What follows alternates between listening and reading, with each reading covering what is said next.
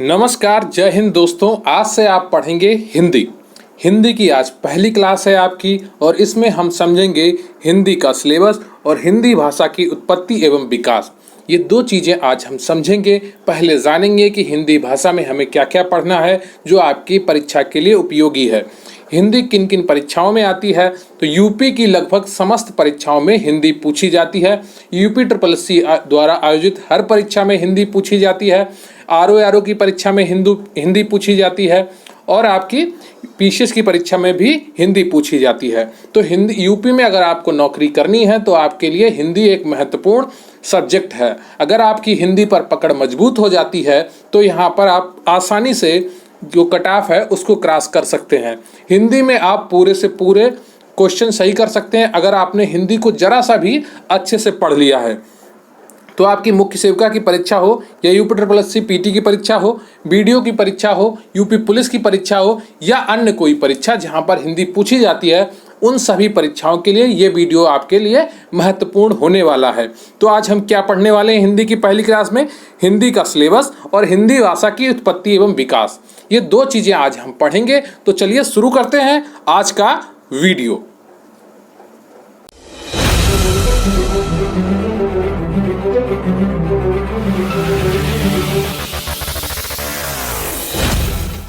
लेकिन उससे पहले मैं आपसे रिक्वेस्ट करूंगा कि आप वीडियो को लाइक कर लें, चैनल पर नए हैं तो चैनल को सब्सक्राइब कर लें। आपके कमेंट बहुत ही महत्वपूर्ण होते हैं हमारे लिए, तो प्लीज़ कमेंट करके ज़रूर बताइएगा कि आपको वीडियो कैसा लगा और मैं वीडियो के दौरान जो आपसे प्रश्न पूछूं उसका उत्तर भी कमेंट बॉक्स में ज़रूर लिखिएगा। टेलीग्राम चैनल पर आप हमें ज्वाइन कर सकते हैं, इसका लिंक आपको डिस्क्रिप्शन बॉक्स में मिल जाएगा। और प्लीज़ वीडियो अंत तक देखें। क्लास शुरू हो उससे पहले मैं आपको एक सूचना देना चाहता हूं कि हमारे चैनल पर मुख्य सेविका स्पेशल PDF बैच चल रहा है जिसकी फीस मात्र 450 रुपये है। इस बैच का नाम है मुख्य सेविका गरिमा बैच। जी हां, 450 रुपये में आप 40 से 45 हज़ार रुपये तक की नौकरी का सफ़र तय कर सकते हैं। अगर आप अपने सपनों में वाकई विश्वास रखते हैं, आपके इरादे मजबूत हैं और एक अच्छी तैयारी करना चाहते हैं तो आप ज़रूर इस बैच से जुड़ें और अपनी तैयारी को मजबूत करें। इस बैच से जुड़ने के लिए आपको टेलीग्राम पर QRC हेल्प सर्च करके मैसेज करना है या इसका लिंक आपको डिस्क्रिप्शन बॉक्स में मिल जाएगा। इस बैच में आपको सभी क्लासेस की PDF प्रोवाइड कराई जाएंगी, नोट्स की PDF प्रोवाइड कराई जाएंगी, 10 फुल पेपर जैसे आपके मॉक टेस्ट भी कराए जाएंगे और जितनी भी टेस्ट सीरीज हमारे चैनल पर होती हैं उनकी PDF आपको प्रोवाइड कराई जाएंगी। करंट अफेयर्स भी आपको प्रोवाइड कराया जाएगा। तो आपकी तैयारी पूरी तरीके से कराई जाएगी। जितने भी सब्जेक्ट आपकी सिलेबस में होंगे उन सब की PDFs आपको प्रोवाइड कराई जाएंगी। तो अपनी तैयारी को मजबूती देने के लिए और अपने सफ़र तय करने के लिए, अगर आपके इरादे मजबूत हैं और आपने सपना देखा है तो ज़रूर जुड़िए, आपको सफलता ज़रूर मिलेगी, आपका फ़ायदा निश्चित होगा। तो ये डिस्काउंट आपका सीमित समय के लिए है, तो अति शीघ्र जुड़ें। वैसे तो इस बैच की फ़ीस 600 रुपये है, लेकिन आपको मात्र 450 रुपये में यह बैच मिल जाएगा। तो 450 रुपये में इस बैच से जुड़ें। इससे जुड़ने के लिए आपको टेलीग्राम पर QRC हेल्प सर्च करना है या फिर आप इसका लिंक डिस्क्रिप्शन बॉक्स में ले सकते हैं। कमेंट करके आप लिंक मांगेंगे तो भी आपको लिंक प्रोवाइड कर दिया जाएगा। तो चलिए शुरू करते हैं। तो हिंदी का सिलेबस देखने से पहले हमको ये समझना चाहिए कि हिंदी का सिलेबस कितने भागों में हम बांटते हैं। तो हिंदी भाषा का सिलेबस को हम 2 भागों में विभाजित कर सकते हैं। कौन कौन सा? एक तो आपका हिंदी साहित्य आ जाता है और दूसरा हिंदी व्याकरण।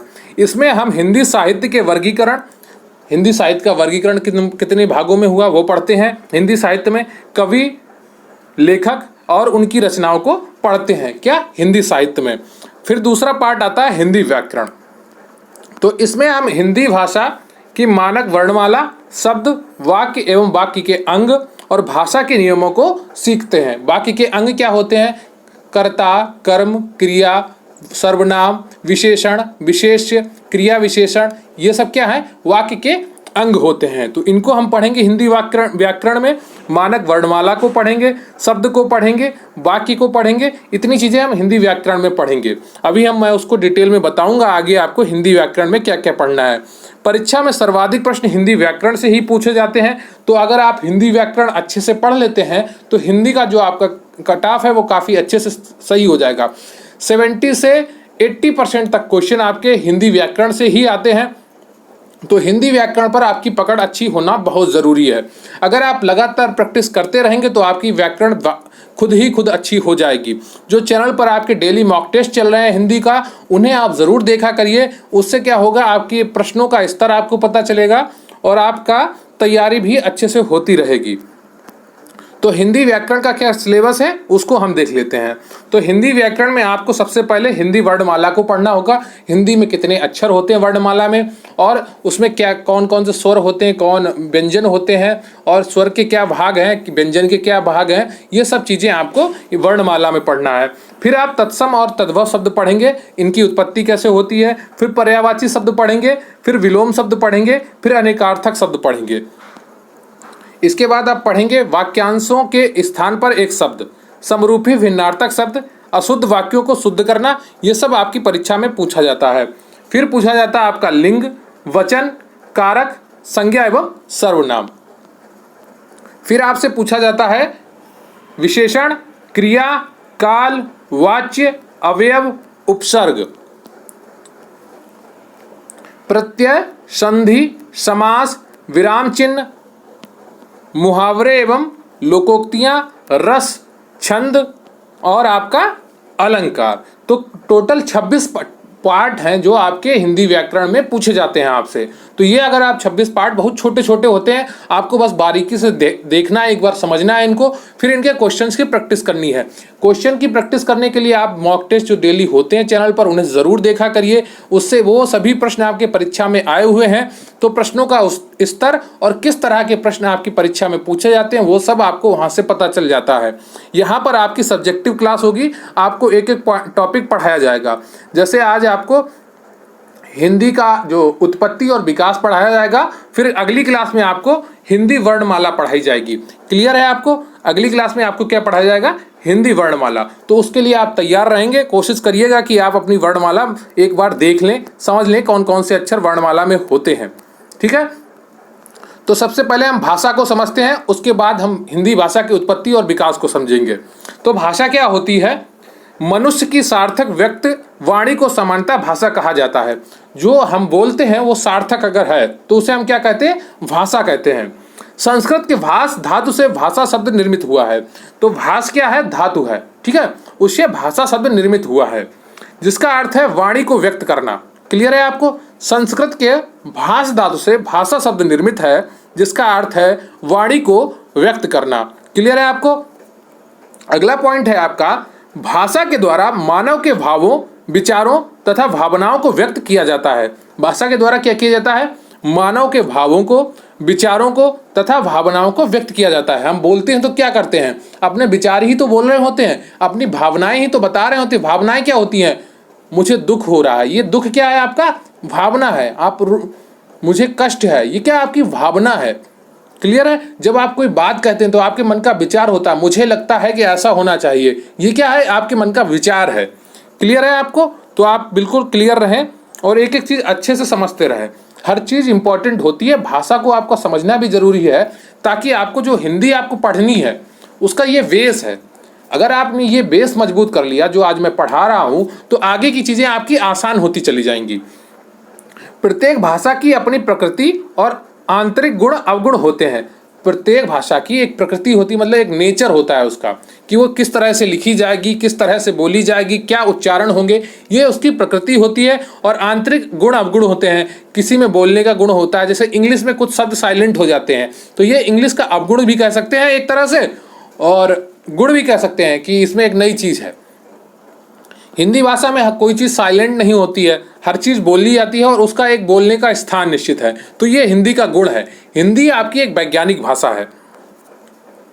तो भाषा एक सामाजिक शक्ति है जो मानव को प्राप्त होती है। भाषा क्या है? एक सामाजिक शक्ति भी है जो मानव को प्राप्त होती है। भाषा परंपरागत एवं अर्जित दोनों होती है। ठीक है, भाषा आपकी परंपरागत भी हो सकती है और उसे आप सीख भी सकते हैं। जैसे आप अंग्रेजी सीख लेते हैं, अंग्रेजी भारत की परंपरागत भाषा नहीं है, लेकिन आप अंग्रेजी सीख लेते हैं। भाषा के प्रमुखतः दो भेद होते हैं, एक कथित एवं लिखित। कथित का अर्थ आप मौखिक भी कर सकते हैं। कथित का अर्थ क्या होता है? मौखिक, जो हम बोलते हैं वो एक भाषा का भेद हो गया। दूसरा कौन सा हो गया? जो हम लिखते हैं, कॉपी पेन पर जो लिखा होता है, जैसे ये जो लिखा है यहाँ पर, ये लिखित भेद हो गया भाषा का। और जो मैं बोल रहा हूँ वो मौखिक या कथित भेद हो गया। क्लियर है आपको? किंतु कुछ विद्वान सांकेतिक भाषा को भी भाषा का भेद मानते हैं। सांकेतिक भाषा क्या होती है? जैसे जब आप टीवी पे अक्सर मूक बधिर लोगों के लिए समाचार सुनते होंगे, जिसमें वो उंगलियां हिलाते हैं, हाथ हिलाते हैं और मुंह के एक्सप्रेशन से वो आपको समझाने की कोशिश करते हैं। ठीक है, तो वो क्या होती है? सांकेतिक भाषा होती है। क्लियर है? भाषा का निर्माण वाक्यों से, वाक्यों का शब्दों से तथा शब्द मूल ध्वनियों से निर्मित होते हैं। मूल ध्वनियाँ क्या होती हैं? जो वर्ण होते हैं वर्णमाला में, वो मूल ध्वनियाँ होती हैं।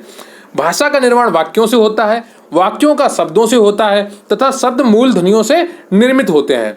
भाषा के अंग हैं वाक्य, शब्द एवं मूल ध्वनियाँ, जिनका अध्ययन विवेचन व्याकरण में होता है। क्लियर है आपको? प्रत्येक देश की भाषा के 3 रूप प्राप्त होते हैं। पहला तो बोलियां होती हैं, और दूसरा होती है परिनिष्ठित भाषा, और फिर तीसरा होती है राष्ट्रभाषा। क्लियर है आपको? बोलियां क्या होती हैं? जो हम ऐसे कानपुरिया बोली होती है, लखनवी बोली होती है, भोजपुरी बोली होती है। सब जगह का एक अलग लहजा होता है बोलने का। बोल सब हिंदी में रहे हैं, लेकिन सबका अलग लहजा है। हरदोई में अलग लहजा है, आप इटावा चले जाएंगे तो वहाँ पर अलग लहजा है। अगर आप उधर एटा चले जाएंगे या बुंदेलखंड चले जाएंगे तो वहाँ पर अलग लहजा है। तो ये चीज़ें क्या है? ये बोलियां हैं।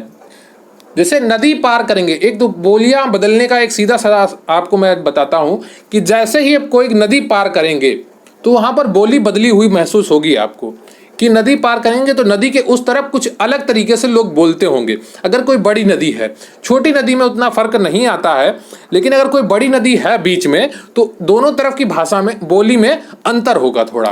क्लियर है आपको? और हिंदी भाषा की उत्पत्ति का इतिहास। अब हम हिंदी भाषा की उत्पत्ति का इतिहास पढ़ेंगे। एक चीज़ मैंने आपको यहाँ पर नहीं लिखी है, वो आप समझ लीजिए कि हिंदी जो है आपकी भारत की राष्ट्रभाषा नहीं है। क्लियर है? हिंदी भारत की राजभाषा है, राजभाषा। ठीक है, ये राज वाला भाषा है। ठीक है, राजभाषा। ठीक है, राजभाषा है, ये आप अपनी कॉपी में जरूर नोट कर लीजिएगा। हिंदी भारत की राजभाषा है, राष्ट्रभाषा नहीं है। अक्सर प्रश्न पूछ लिया जाता है। हिंदी भाषा की उत्पत्ति का इतिहास। तो अगला टॉपिक है आपका हिंदी भाषा की उत्पत्ति का इतिहास। तो इसको पढ़ते हैं आप। तो हिंदी भाषा विश्व की प्राचीन भाषाओं में से एक है, जो विश्व में तीसरी सर्वाधिक बोले जाने वाली भाषा है। तो हिंदी भाषा विश्व की प्राचीन भाषाओं में से एक है और विश्व में तीसरी सर्वाधिक बोले जाने वाली भाषा है। ठीक है, तीसरी सर्वाधिक बोले जाने वाली भाषा कौन सी है? हिंदी है। भारत की जनगणना 2011 के अनुसार 57% जनसंख्या हिंदी जानती है। पहली पे चीन की मंडारिन भाषा है, आप याद रखिएगा। जो पहले पे जनसंख्या है सर्वाधिक बोले जाने वाली, वो चीन की मंडारिन है। तो भारत की जनगणना 2011 के अनुसार 57% भारत की जनसंख्या हिंदी जानती है। जो भारत की 57% जनसंख्या थी 2011 के अनुसार, वो हिंदी जानती थी। लेकिन जो अब नई जनसंख्या आएगी, जनगणना आएगी, उसमें ये अंतर आपको दिखेगा। यहाँ पर करीब 65% से 70% के बीच में ये संख्या होने वाली है। हिंदी भारोपीय भाषा परिवार के अंतर्गत आती है। भारत में मुख्य रूप से द्रविड़ भाषा परिवार तथा आर्य भाषा परिवार की भाषाएं बोली जाती हैं, जिनमें द्रविड़ भाषा परिवार दक्षिण में तथा आर्य भाषा परिवार उत्तर में प्रचलित है। ठीक है, तो भारत में मुख्य रूप से द्रविड़ भाषा परिवार तथा आर्य भाषा परिवार की भाषाएं बोली जाती हैं, जिनमें द्रविड़ भाषा परिवार दक्षिण में तथा आर्य भाषा परिवार उत्तर में प्रचलित है। क्लियर है आपको? अब भारतीय आर्य भाषाओं को 3 कालों में विभाजित किया गया है। वो काल कौन कौन से हैं? तो पहला काल है आपका प्राचीन भारतीय आर्य भाषा। तो इसका समय काल क्या है? 1500 ईसा पूर्व से 500 ईसा पूर्व तक। ठीक है, जो प्राचीन भारतीय आर्य भाषा है उसका कालखंड क्या है? 1500 ईसा पूर्व से 500 ईसा पूर्व तक। जो मध्यकालीन भारतीय आर्य भाषा है उसका कालखंड है 500 ईसा पूर्व से 1000 ईस्वी तक। ठीक है, जो मध्यकालीन भारतीय आर्य भाषा है उसका कालखंड क्या है?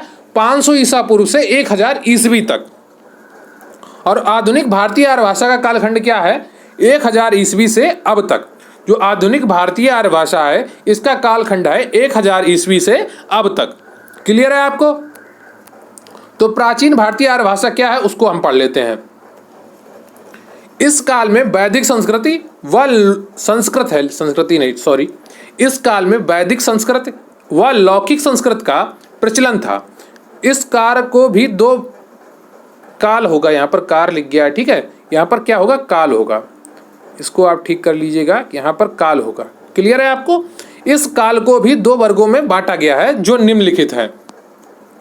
पहला आपका है वैदिक संस्कृत, जिसे छांदस भी कहते हैं। तो छांदस आपको याद रखने की कोई जरूरत नहीं है। वैदिक संस्कृति 1500 ईसा पूर्व से 1000 ईसा पूर्व तक। कई बार परीक्षाओं में ये कालखंड पूछ लिए जाते हैं, तो आप इनको याद रखिएगा कि वैदिक संस्कृत कब बोली जाती थी, 1500 ईसा पूर्व से 1000 ईसा पूर्व तक। इस काल में ऋग्वेद की रचना हुई थी जो वैदिक संस्कृत में है। क्लियर है आपको? इस काल में ऋग्वेद की रचना हुई थी जो वैदिक संस्कृत में है। तो 1500 ईसा पूर्व से 1000 ईसा पूर्व तक कौन सी भाषा बोली जाती थी? वैदिक संस्कृत बोली जाती थी। क्लियर है आपको? लौकिक संस्कृत क्या है? 1000 ईसा पूर्व से 500 ईसा पूर्व तक यह लौकिक संस्कृत बोली जाती थी। इस काल में पुराण, अथर्ववेद, उपनिषदों तथा विभिन्न ब्राह्मण ग्रंथों की रचना हुई जो लौकिक संस्कृत में है। लौकिक संस्कृत वैदिक संस्कृत से थोड़ा आसान भाषा मानी जाती है। क्लियर है आपको? अब फिर आता है आपका प्रथम प्राकृत काल। तो प्राकृत काल आपका 3 प्राकृत कालों में बांटा गया था। तो आपका प्रथम प्राकृत काल आता है। तो इसमें पाली बोली जाती थी। ये कब से कब तक था? 500 ईसा पूर्व से 1 ईस्वी तक था। जो प्रथम प्राकृत काल था जिसमें पाली बोली जाती थी, ये आपका 500 ईसा पूर्व से 1 ईस्वी तक था। भारत की प्रथम देश भाषा, बुद्ध के सारे उपदेश पाली भाषा में दिए गए हैं। ठीक है, अगर आपसे पूछ लिया जाए कि बुद्ध के सारे उपदेश किस भाषा में दिए गए हैं, तो पाली भाषा में दिए गए हैं। इसी मागधी भाषा के नाम से भी जाना जाता है। ठीक है, इसे मागधी भाषा के नाम से भी जाना जाता है। द्वितीय प्राकृत काल, तो द्वितीय प्राकृत काल में कौन सी भाषा थी? प्राकृत भाषा थी। ठीक है, तो 1 ईस्वी से 500 ईस्वी तक भगवान महावीर के सारे उपदेश एवं सभी जैन साहित्य प्राकृत भाषा में है। क्लियर है आपको? उस समय सामान्य बोलचाल की भाषा थी, इसमें व्याकरण का अभाव था। जो उस समय सामान्य बोलचाल की भाषा थी वो प्राकृत ही थी, लेकिन इसमें व्याकरण का अभाव था। तृतीय प्राकृत काल जो आता है आपका, ये 500 ईस्वी से आपका 1100 ईस्वी तक है। अपभ्रंश रहता है 500 से 1000 ईस्वी तक, और अपभट्ट रहता है 900 से 1100 ईस्वी तक। क्लियर है आपको? अपभट्ट जो है आपका 900 से 1100 ईस्वी तक रहता है। क्लियर है आपको? तो अपभ्रंश के रूप और विकसित हुई आधुनिक भाषाएं। तो जो सौरसेनी आपका अपभ्रंश था, इससे कौन सी भाषाएं विकसित हुई? पश्चिमी हिंदी, राजस्थानी और गुजराती। ये अक्सर आपसे पूछ लिया जाता है कि सौरसेनी अपभ्रंश से कौन सी भाषा हुई है, अर्धमागधी से कौन सी भाषा हुई है, या मागधी से कौन सी भाषा हुई है। तो ये चीज़ें आप याद रखिएगा। इसको मैं अलग से भी आपको बता दूंगा एक दिन, शॉर्ट में इसके क्वेश्चन भी करा दूंगा और वो आपको बता दूंगा। ठीक है, आज आपका प्रश्न है, आपको कमेंट बॉक्स में लिख के बताना है कि उत्तर प्रदेश की राजभाषाएं कौन कौन सी हैं। ठीक है, ये कमेंट बॉक्स में आप लिखिएगा। अगर आपको पता है तो लिखिएगा, नहीं पता है तो गूगल पर सर्च करके लिखिएगा, ताकि ये आपके दिमाग में बैठ जाए। उत्तर प्रदेश की कौन कौन सी राजभाषाएं हैं, ये कमेंट बॉक्स में जरूर लिखिएगा। सौरसेनी, पश्चिमी हिंदी, राजस्थानी तथा गुजराती। अर्धमागधी कौन सी है? पूर्वी हिंदी है। अर्धमागधी जो है आपकी वो पूर्वी हिंदी है। मागधी कौन सी है? बिहारी है, उड़िया है, वांगला है और असमिया है। मागधी कौन सी है आपकी? बिहारी, उड़िया, वांगला और असमिया है। खस कौन सी है आपकी? पहाड़ी है। खस अपभ्रंश से कौन सी आई? पहाड़ी आई। ब्राह्मण से कौन सी आई? पंजाबी। और महाराष्ट्र से कौन आई? मराठी। आपको कौन कौन से अपभ्रंश ज़्यादा याद रखने हैं? जो आपके पहले 3 अपभ्रंश हैं ये आपके लिए इंपॉर्टेंट हैं, सौरसेनी, अर्धमागधी और मागधी। इन्हें आप बिल्कुल मत भूलिएगा और इनसे जुड़ी हुई भाषाओं को भी याद रखिएगा। सौरसेनी अपभ्रंश से पश्चिमी हिंदी, राजस्थानी तथा गुजराती भाषाएं बनी। अर्धमागधी से पूर्वी हिंदी बनी और मागधी से बिहारी, उड़िया, बंगला और असमिया। एक बार मैं इसको एक दिन आपको इसको डिटेल में बताऊंगा कौन सी भाषा कहाँ बोली जाती थी और कहाँ पर ये अभी भी बोली जाती है। ठीक है, क्लियर है आपको? इसको मैं अभी डिटेल में आपको कराऊंगा। अभी ज़्यादा वीडियो बड़ा ना हो जाए, शॉर्ट्स में रहे, इसलिए मैं आपको ये थोड़ा सा शॉर्ट में बताया हूँ, लेकिन इसको डिटेल में मैं आपको एक दिन ज़रूर करा दूंगा, ये मेरा आपसे प्रॉमिस है। तो अगर आपने अभी तक चैनल को सब्सक्राइब नहीं किया है तो प्लीज़ सब्सक्राइब कर लीजिए और वीडियो को लाइक कर लीजिए। काफ़ी मेहनत लगती है आपके लिए वीडियो बनाने में। कमेंट करके ज़रूर बताइएगा कि आपको वीडियो कैसा लगा। और जो मैंने आपसे प्रश्न पूछा है कि उत्तर प्रदेश में कौन कौन सी राजभाषाएं हैं, इसका उत्तर भी कमेंट बॉक्स में लिखिएगा। अगर आपको नहीं आता है तो गूगल कर लीजिएगा या किसी किताब से देख लीजिएगा, लेकिन लिखिएगा ज़रूर ताकि आपके दिमाग में वो चीज़ें बैठ जाएं। आधुनिक भारतीय आर्य भाषा में हिंदी को 3 भागों में बांटा गया है। ठीक है, हिंदी जो थी वो 3 भागों में बांटी गई। प्राचीन हिंदी 1100 से 1400 ईस्वी तक, फिर मध्यकालीन हिंदी 1400 से 1850 ईस्वी तक, फिर आधुनिक हिंदी 1850 से अब तक। ये आपकी हिंदी को 3 भागों में बांटा गया था। इसको डिटेल में हम तब पढ़ेंगे जब हिंदी साहित्य पढ़ेंगे। अभी बस आप इतना समझ लीजिए कि 3 भागों में ये बांटी गई थी। अगर आपसे प्रश्न पूछ लिया जाए आधुनिक हिंदी कब से शुरू हुई है, तो 1850 ईस्वी से अब तक शुरू हुई है आधुनिक हिंदी। ठीक है सॉरी। तो इसको आप शॉर्ट्स में आप एक बार समझ लीजिए। हिंदी भाषा की उत्पत्ति एवं क्रमिक विकास। तो सबसे पहले क्या थी? संस्कृत थी। वो 1500 ईसा पूर्व से 500 ईसा पूर्व थी। इसमें वैदिक एवं लौकिक संस्कृति थी।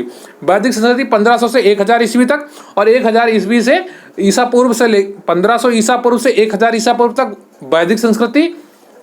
फिर आपकी 1000 ईसा पूर्व से 500 ईसा पूर्व तक लौकिक संस्कृति। ठीक है, क्लियर है आपको? फिर आती है पाली। ये कब तक चली? 500 ईसा पूर्व से 1 ईस्वी तक। पाली चली कब तक?